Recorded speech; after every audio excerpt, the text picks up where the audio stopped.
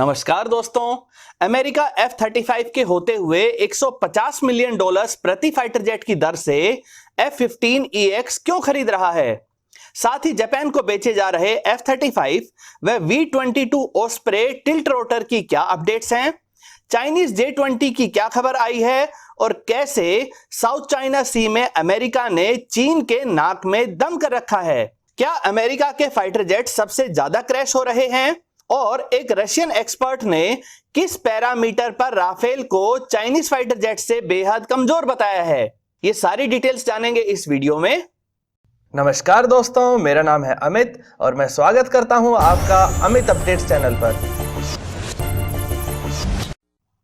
तो चलिए दोस्तों शुरू करते हैं। बात शुरू करते हैं फाइटर जेट से।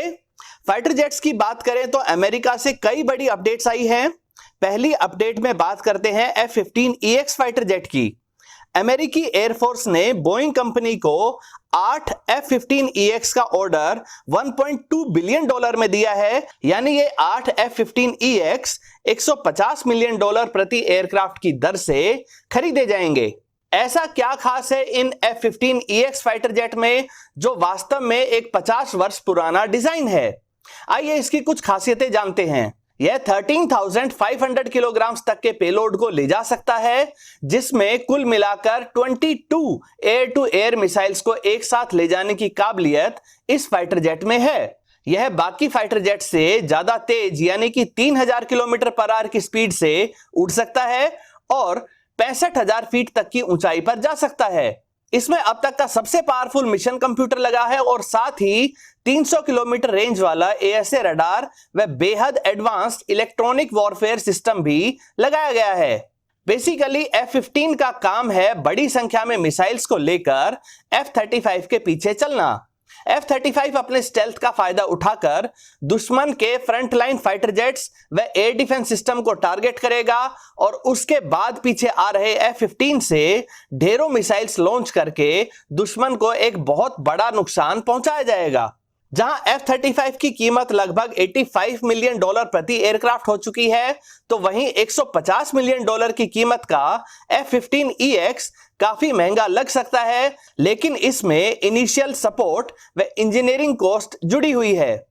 इसी वजह से जो राफेल हमने खरीदे हैं उनकी कीमत भी काफी ज्यादा है। हालांकि उस कीमत में सपोर्ट, टेक्नीशियंस व पायलट्स की ट्रेनिंग, स्पेयर पार्ट्स की कीमत, कंक्रीट बंकर्स का निर्माण व मीटियोर और स्कैल्प जैसी मिसाइल्स भी शामिल हैं। फाइटर जेट्स में ही अगली अपडेट F-35 के कॉन्ट्रैक्ट को लेकर है। जापान और अमेरिका के बीच F-35 स्टेल्थी 5th जनरेशन के फाइटर जेट की एक डील $23.11 बिलियन में फाइनल हुई है, जिसमें कुल 105 F-35 अमेरिका जापान को बेचेगा। इन F-35 की डिलीवरी भी शुरू हो चुकी है। जापान लगभग 150 F-35 लेना चाहता है, जिनमें F-35A के अलावा F-35B वेरिएंट भी शामिल है, जो जापान के 2 बड़े हेलीकॉप्टर कैरियर जहाजों से ऑपरेट करेंगे। इससे जापान के पास एक तरह से 2 मिनी एयरक्राफ्ट कैरियर हो जाएंगे। जापान अपने खुद के 5th जनरेशन के फाइटर जेट पर भी तेजी से काम कर रहा है और इसके लिए 150 किलो न्यूटन वाला इंजन भी तैयार कर चुका है। जापान की ही बात करें तो उन्होंने अभी कुछ दिन पहले ही V-22 Osprey tilt rotor military aircraft की डिलीवरी अमेरिका से प्राप्त की है। V-22 एक हेलीकॉप्टर व एयरक्राफ्ट दोनों है। V-22 एक हेलीकॉप्टर की तरह कहीं से भी सीधा ऊपर उड़ सकता है और उसके बाद 32 सैनिकों या 9000 किलोग्राम के कार्गो को 565 किलोमीटर पर आवर की स्पीड से किसी भी नेवल शिप, हेलीकॉप्टर कैरियर या एयरक्राफ्ट कैरियर पर सपोर्ट व रीइंफोर्समेंट देने के लिए जा सकता है। इसकी फेरी रेंज एक एयरक्राफ्ट की तरह 4000 किलोमीटर तक है। इसमें खुद के बचाव के लिए इलेक्ट्रॉनिक वॉरफेयर सिस्टम के अलावा एक छोटी एयरक्राफ्ट कैनन भी लगी है और इसे सर्च एंड रेस्क्यू जैसे कई मिशंस पर लगाया जा सकता है। बात करें चाइनीज J-20 फाइटर जेट के बारे में, जिसे चाइना F-35 से बेहतर बताता है। इसके ज्यादा एडवांस्ड वेरिएंट यानी कि J-20B को बड़ी संख्या में बनाने के लिए ऑर्डर दे दिया गया है। इस J-20B वेरिएंट में उन कमियों को दूर करने का दावा किया जा रहा है जो J-20 के इनिशियल बैच में सामने आई थी।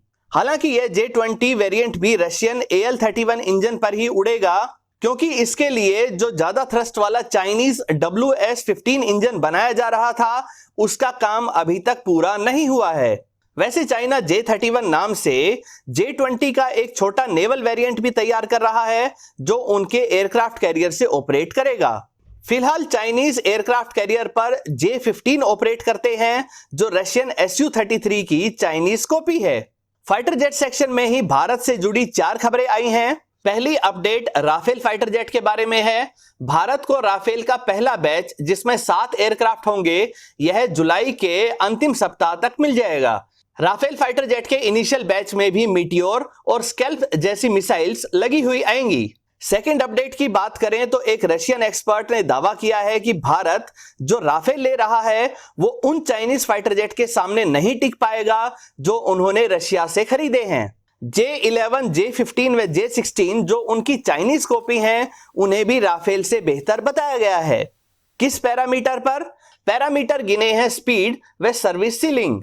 राफेल की स्पीड 1900 किलोमीटर पर आवर है और सर्विस सीलिंग 50,000 फीट तक है, तो वहीं रशियन फाइटर जेट्स की स्पीड 2.25 मैक यानी कि 2500 किलोमीटर पर आवर है और साथ ही ये 60,000 फीट तक की ऊंचाई तक जा सकते हैं। दोस्तों, अगर इन्हीं एक्सपर्ट से यह पूछ लिया जाए कि उनका MiG-25 तो 3,500 किलोमीटर पर आवर की स्पीड से उड़ सकता था और 85,000 फीट तक की ऊंचाई को छूने की काबिलियत रखता था, जो सभी फाइटर जेट से ज्यादा है, तो उसको रिटायर करके अब ज्यादातर कम स्पीड वाले और कम ऊंचाई तक जाने वाले Su-35 को क्यों ले रहे हैं? दोस्तों, आज के फाइटर जेट्स की लड़ाई में सबसे ज्यादा जरूरी एडवांस्ड एवियोनिक्स, लॉन्ग रेंज वाला पावरफुल ASA रडार, बेहतरीन जैमर्स व इलेक्ट्रॉनिक वॉरफेयर सिस्टम होते हैं। साथ ही जिस फाइटर जेट में लॉन्ग रेंज वाली BVR मिसाइल व साथ ही खुद को बचाने का सबसे बेहतरीन काउंटर मेजर सिस्टम मौजूद होता है, वही सबसे ज्यादा ताकतवर फाइटर जेट होता है। राफेल इन सभी पैरामीटर्स में हर चाइनीज फाइटर जेट से काफी ज्यादा एडवांस्ड है। अगर स्टेल्थ की बात करें तो इस मामले में राफेल स्टेल्थी नहीं है, लेकिन जो रशियन फाइटर जेट चाइना ने लिए हैं और उनकी सस्ती चाइनीज कॉपी बनाई है, वो भी स्टेल्थी नहीं है। भारत से रिलेटेड तीसरी अपडेट आई है MiG-29 के बारे में। MiG-29 अब रात के समय भी लेह के फॉरवर्ड एयरबेस से उड़ सकेगा।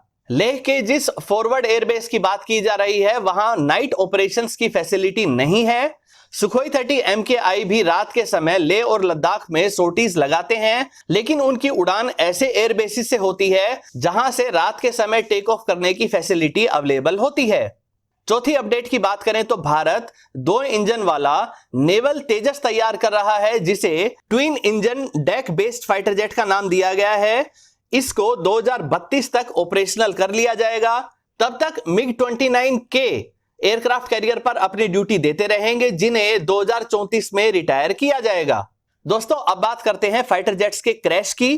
पिछले 20 वर्षों में क्रैश हुए 12 सुखोई 30 MKI की पूर्ति के लिए पिछले दिनों जब रशिया से डील की गई, तो काफी लोगों ने सवाल उठाए कि इंडियन फाइटर जेट्स ज्यादा क्यों क्रैश हो रहे हैं।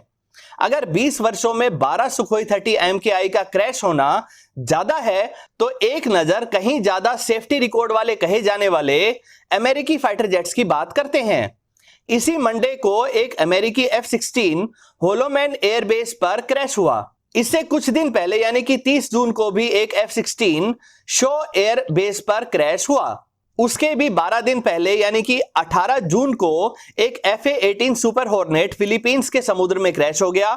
उसके 3 दिन पहले एक F-15 नॉर्थ सी में क्रैश हो गया। उसके भी 6 दिन पहले सबसे लेटेस्ट F-35 भी क्रैश हो चुका है।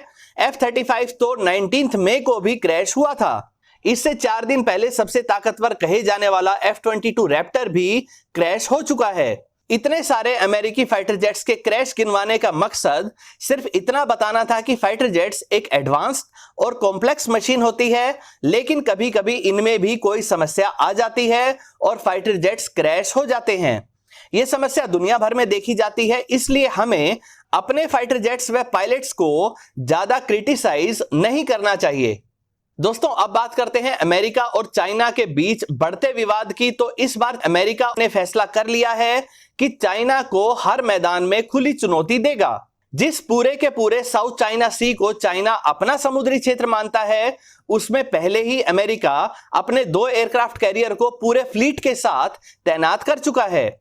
जिस ताइवान को चाइना अपने कब्जे में कर लेना चाहता है, उसी ताइवान को ताकतवर बनाने के लिए अमेरिका अपने पैट्रियोट एडवांस्ड कैपेबिलिटी यानी कि PAC-3 एयर डिफेंस सिस्टम को ताइवान को दे रहा है, ताकि चाइनीज फाइटर जेट्स व जासूसी ड्रोन्स को ताइवान डिस्ट्रॉय कर सके। ताइवान की एयरफोर्स को मजबूत करने के लिए अमेरिका पहले ही उन्हें F-16 दे चुका है। चाइना ताइवान को पैट्रियोट एयर डिफेंस सिस्टम देने पर इस कदर चिढ़ गया है कि उसने पैट्रियोट सिस्टम को बनाने वाली अमेरिकी कंपनी लॉकहीड मार्टिन पर ही बैन लगा दिया है।